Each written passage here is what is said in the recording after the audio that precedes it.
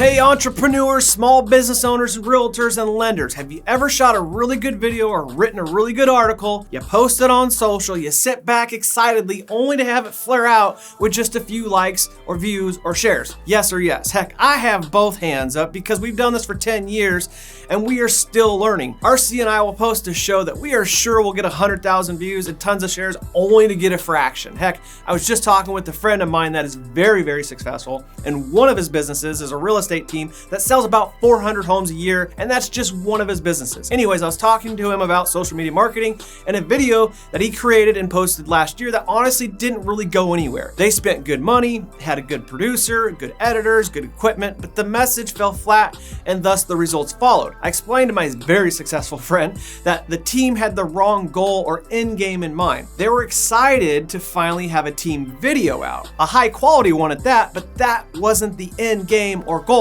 The goal wasn't to simply post a video.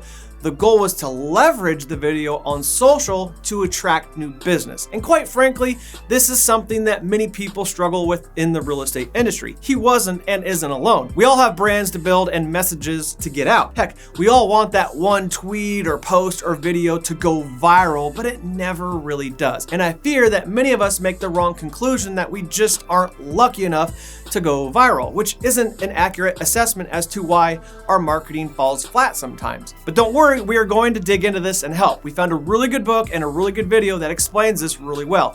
Here's a sneak peek. What about the ability to predict what's going to go viral? So in other words, do you have any ability to look at something that you're about to hit the blue button on tweet and say, this is going to do well?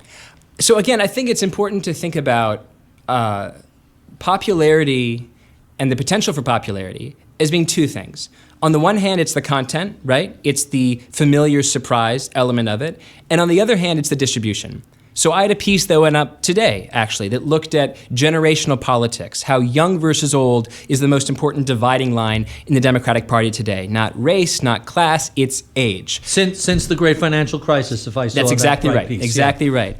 And so I knew that I wanted to make sure that the piece was presented in a way that was a bit of a familiar surprise. People are used to generational politics, millennial versus boomer, okay boomer, that whole thing. So I knew I needed millennial versus boomer in the headlines so that people would see, yes, I can graft onto something I'm familiar with and then allow it to teach me something else, familiar and surprising. But I also knew that it would only really get to #1 on theatlantic.com if it was in the homepage lead, which it was. And then it got to #1 on the site.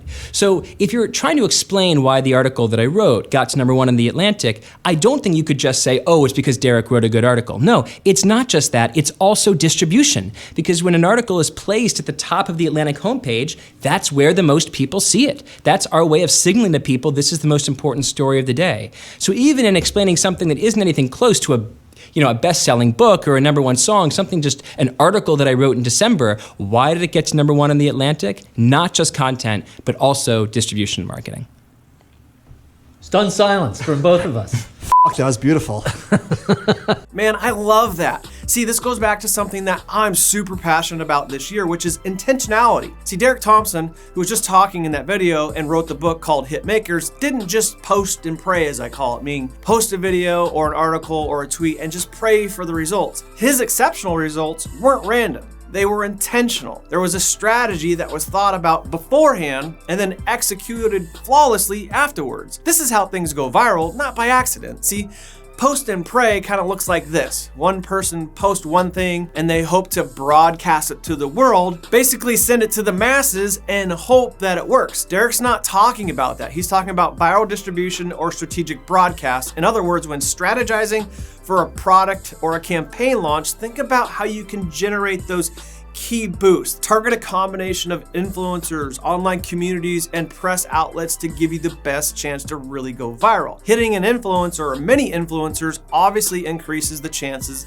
of your message going viral. Make sense? Now, we could unpack this for a really long time because I love this stuff, but I've already gone too long. But our message and the education around this message isn't over. Here's what we need to do moving forward. First, like and share now before you go do the other two things, because you'll get distracted and forget to like and share. So do that first. Then go down to the comment section and watch the 12-minute video with the author of Hit Makers. We will post the link down there. It's awesome and it will whet your appetite for the full meal deal that is his book, which y'all need to go get. So recapping, it's like, share, watch the 12-minute video, and then go buy the book. Got it? Oh, and then play this video with your teams and offices and talk about how you all will be intentional with your marketing in 2020. Who knows? You might learn something and go viral. See you guys next week.